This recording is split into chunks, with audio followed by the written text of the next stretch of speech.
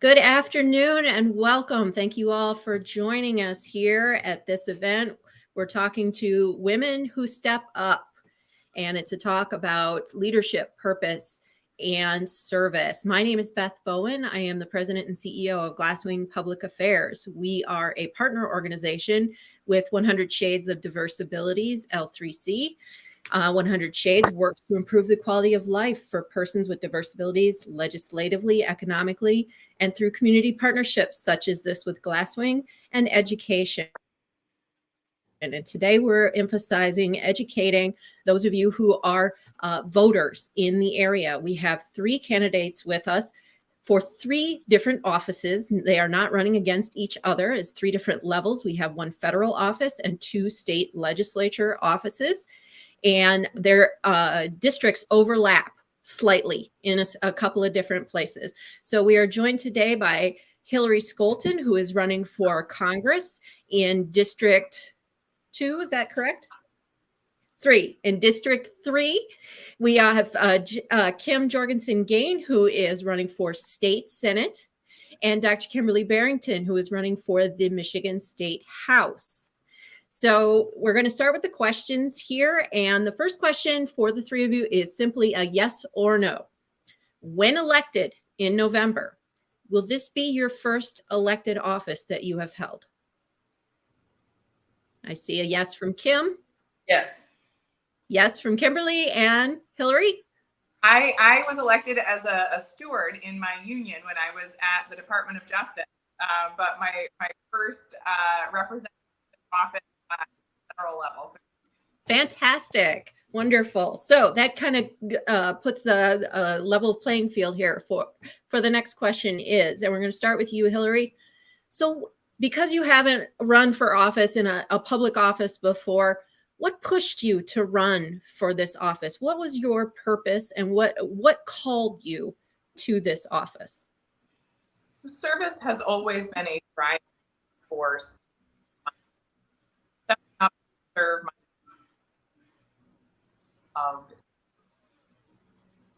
political environment over the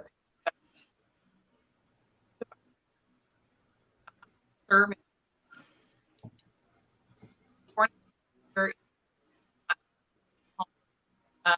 But a home that was school teacher,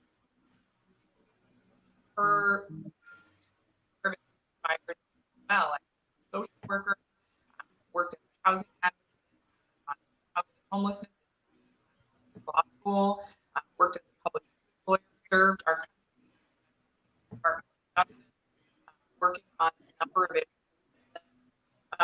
I would have gladly served alongside under a Republican or Democratic administration. But when Trump was elected and Sessions took over at the Department, palpable change of our work. Went from sound policy to a leadership driven by policies were really focused on for the moved back home here to West at the labor organization representing those the worst policies of this. And Hillary, yeah. There you go. I need you to come forward maybe a little bit more because you're going in and out. So we've really missed a lot. But the one wonderful thing is that captions are generated so the audience is able to know what you were saying, but you're going in and out. Okay, fantastic. Well, thank you. Thanks for the feedback. And the work at the labor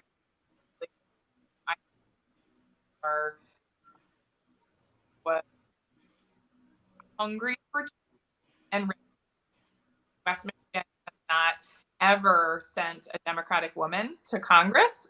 In fact, we've only ever sent one woman to Congress in our entire history, Republican woman, and that was when Eisenhower was president. Wow. But it was time. So many of the states are right now, from rising prices, families struggling to put food on the table, afford cost of healthcare, finding good paying jobs. These are issues that women statistically end up bearing the brunt of and making the decisions on when it comes to healthcare, when it comes to the economics on, and then let alone when we're thinking about women's reproductive what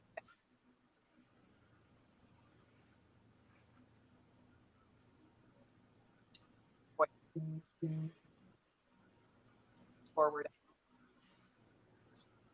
Okay, thank you. And Kim-Gane, same question. What motivated you to run for state senate this cycle? Well, I am from the St. Joseph Benton Harbor area. My family and I live in St. Joe. What motivated me to run for this cycle in particular, back in 2019, Kim Lasada stood on the Senate floor and said that abortion should be painful and it should be hard. And I found that personally very offensive. I had been a storyteller for Planned Parenthood, part of their inaugural class of national storytellers in 2018. So I was really tuned in to, the fight for reproductive rights. I've been a reproductive rights activist since, really since Trump was elected. The first thing I did when I could get up off my couch was register as a Democrat. The second thing I did was register to volunteer with Planned Parenthood to tell my story.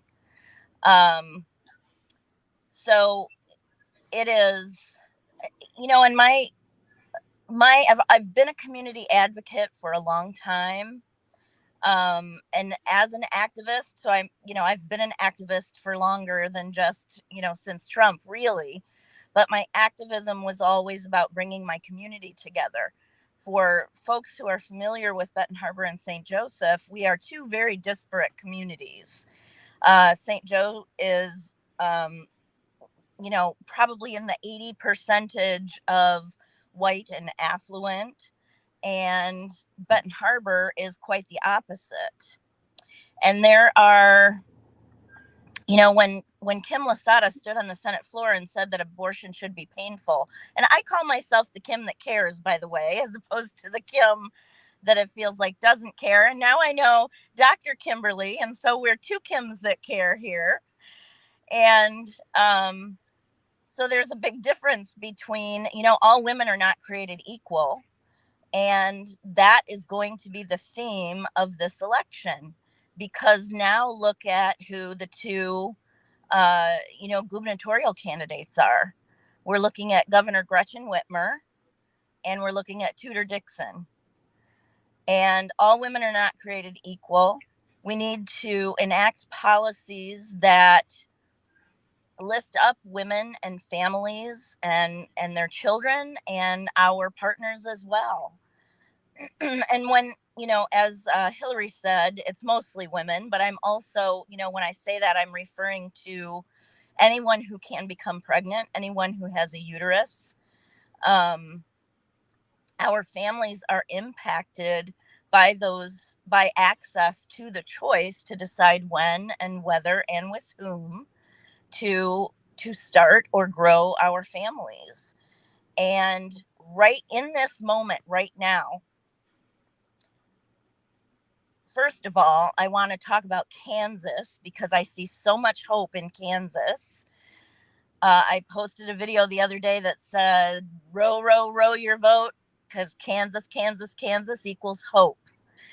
And so I am hopeful, but the next 3 months are going to be critical, because without safe and legal access to abortion care as part of the whole scope of reproductive health care, we don't have the ability to be safe. When we don't have bodily autonomy, there are exam rooms right now where doctors are having a hard time making a decision about whether or not to save a woman's life from, say, an ectopic pregnancy, because they don't know if they're going to be prosecuted or not, because there's a 1931 law on Michigan's books that without the defense of our governor and her veto pen and, you know, an attorney general's office that works together, that 1931 law, the moment Roe was overturned,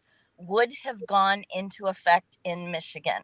And Michigan would have been a state where doctors and abortion providers would have been prosecuted for providing abortions.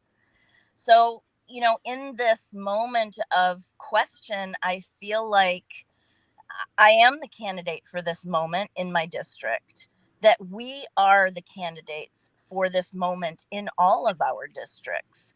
Absolutely. Because our deep understanding of those issues, that is what is needed in public office. And people who show up authentically and who show up from that, you know, place of service and bringing our communities together, and all the ways that we can support our communities and support individuals and strengthen families and communities. Those are exactly the kinds of legislators that we need in this moment. Absolutely. And let's turn to Dr. Kimberly. Same question. And I'm sure you're going to build off of what Kim had to say. Well, somewhat, but I made the decision to run because I realized that, you know, I have been a servant leader for more than 20 years in this community. And my leadership began even before then, when I joined the military at age 17 years old. I think that that was probably the most altruistic thing to do at 17, to want to protect my country. And the honor that I felt when I raised my right hand saying that I would defend, you know, the Constitution, and I would defend this country against all enemies, foreign and domestic. That really resonated with me, because I never thought that we would have an enemy domestically. And we definitely have all experienced, you know, the enemies that have come against our democracy over the last, I would say, 5 or 6 years. And so that, to me, it started out as something personal. And as I went in and I began to serve, and I was in Desert Storm, I was like, wow, it went from being a personal mission to now this was more macro, because I'm defending, you know, my country and making sure that every citizen has the right to live their own self-directed life. And so coming back into my community at almost 30 years old and really embedding myself, you know, in it, and being a servant leader to the people that are here, I found that it's not always something that we can fight physically, as I did when I was in the Navy. But now I saw that there were some policies, some procedures, some legislation and some laws that were prohibiting people from being free here in the United States. And I began to research, how do I help, you know, home become free? And it was like, oh, it starts with, you know, the legislators and the policies, the procedures, and who's in charge. One of the things that I learned being in the military is every time you change commanders, they have their own vision, they have their own mission as to what they think that the Navy should be. And I noticed that with the country, they don't necessarily look at what the pulse is in the city. They don't look at the everyday person and their lived experiences. They just look at it from their global or international view, and they say, okay, these are all the things that I think need to happen. And they don't stop and say, wait a minute, we're supposed to build on each other. Who was in the office class? You know, what was working? Let's continue to work with what was working and build on that. Instead of every 4 years, we have a new, you know, regime. They have new ideas. I think I want to change it. And being a state rep, you're always at the people's, I don't want to use the word mercy, but you're there. you're reachable. They can text you and say, hey, they help you to keep, your pulse on the city and everyone's lived experience. And so I'm excited. You really can in the United States. You can start wherever you want to. If you wake up tomorrow and you meet all of the criteria, which I think there might be 7, you can choose to run for president without any experience anywhere. It's just, I wake up today, I think I want to be the president of the United States, and you can do that. But I think that as a state representative, you are right in the center, in the heart, and you have your finger on the pulse of what's really happening, for the people, with the people, and you're able to go in and I can say, hey, Hillary, hey, Kim, there's some things that I heard, that's happening down there on 84th Street in Byron Center, and we need to do something about that. And I can come and I can bring that to them, and they can say, oh my God, thanks, Dr. Kimberly. We appreciate bringing that to our attention because we didn't realize, that was happening. Well, let's sit down together and see what we can do to solve this problem, because I found out it's happening, down in Benton Harbor, and then it's over here in Gaines Township, and it's happening in a couple of other places. And so let's see what we can do to solve the problem. Excellent.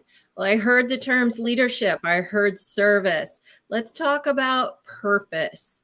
Because purpose can be to be in service. Your purpose can be to be a leader. But what deeper purpose does it serve to run for office, to be elected, to collect the votes of citizens? And we're going to start with Dr. Kimberly and go back around the group. And I think this will probably take us up to our limit at 4:30. Okay, can you repeat the question, please? Yes. What is the depth of purpose? What is the purpose of running for office? Because you could start a company, you could become a teacher, you could do any number of other things to be a leader and to be in service. So what is the purpose of going the route to the political, to the governmental, and to ask voters to vote for you? I have found I haven't always been in a wheelchair. In October, I will begin my 10th year as being a wheelchair user.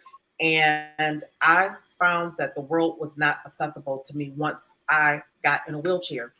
And the things that I asked for, just simple things for my apartment where I was living at the time, I needed a ramp. And they said, hey, we don't do that. Okay, why not? Because it's an apartment building. We can put it on a home, but we can't put it on an apartment building. But there were 3 other people that lived in my building that had assistive devices. They weren't necessarily in a wheelchair, but they used an assistive device.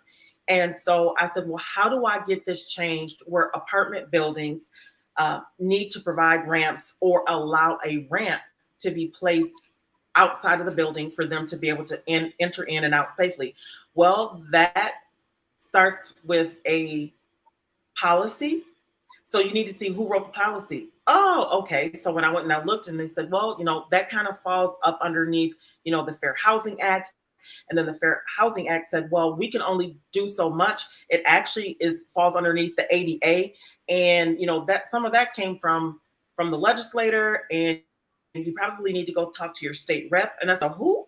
Well, maybe you might need to talk to your state rep to see if we can change the legislation where the language states that even an apartment building has to provide this level of access in and out of the building. And I said, okay. And they said it's pretty similar to the ADA Act, where they came up with it in the legislature, where it states, okay, to get a job, this is what the language is if you're going to be hired by, Meijer, Target. And I said, oh, okay. So for me, it resonated because it affected me. And sometimes I think that unless it's in our space, oh, that's not about me, and so I don't think about it. But when it becomes personal, then it becomes a purpose for you. Mm-hmm. Kim?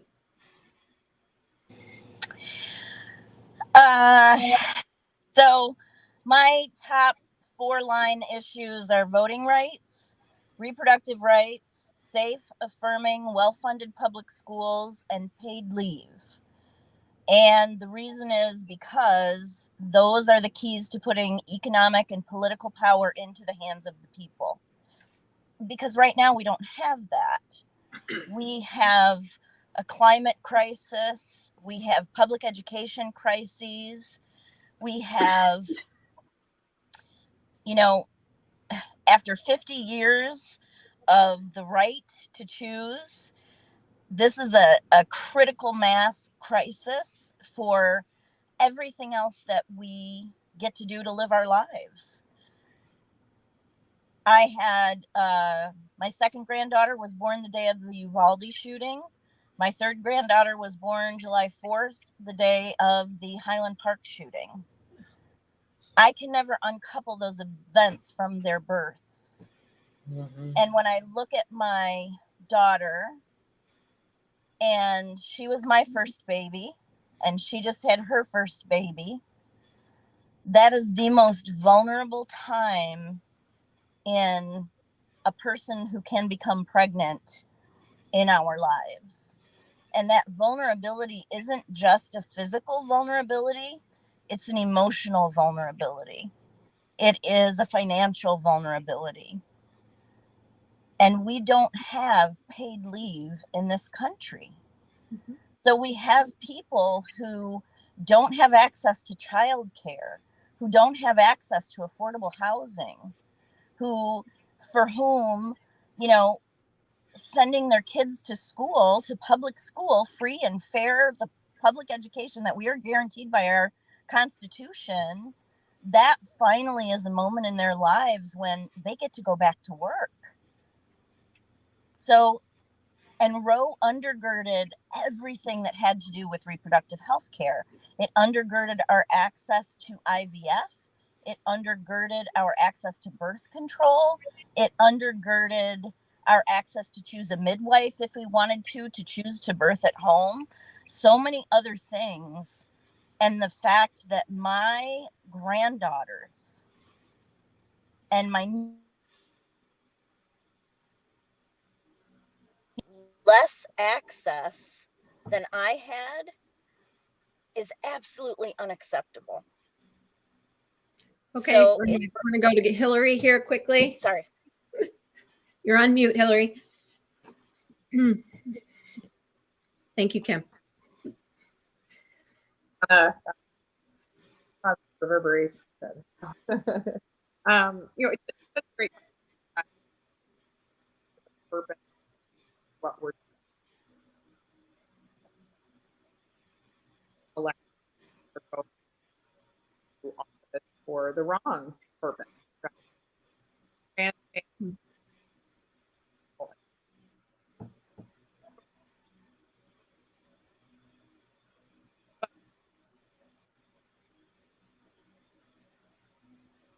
local level through our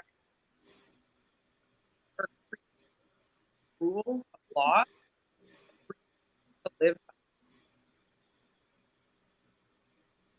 a person.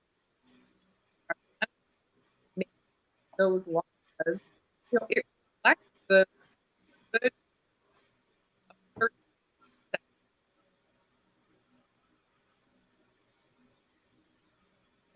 for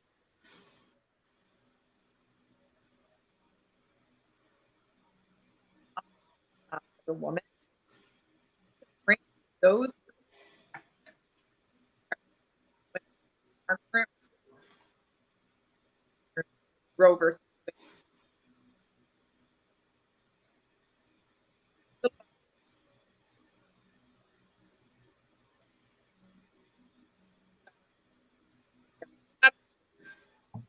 and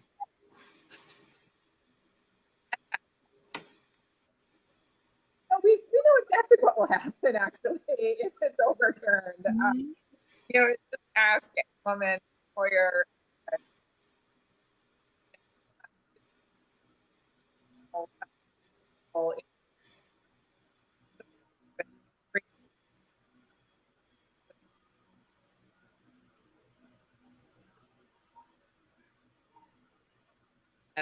Other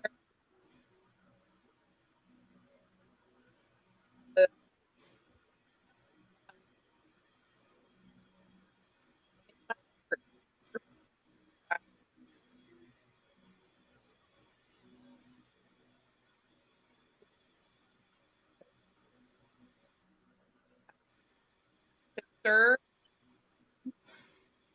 but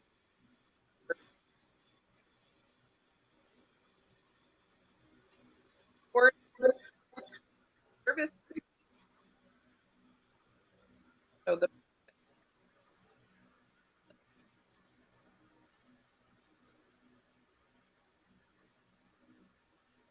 voice.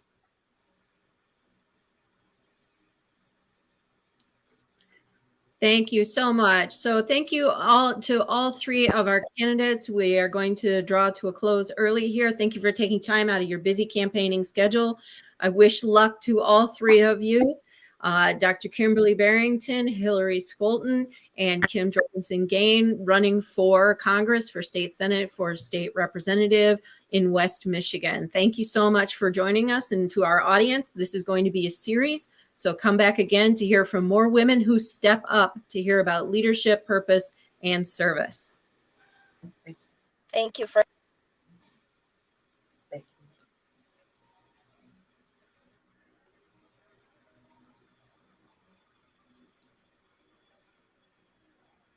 Hello. All righty.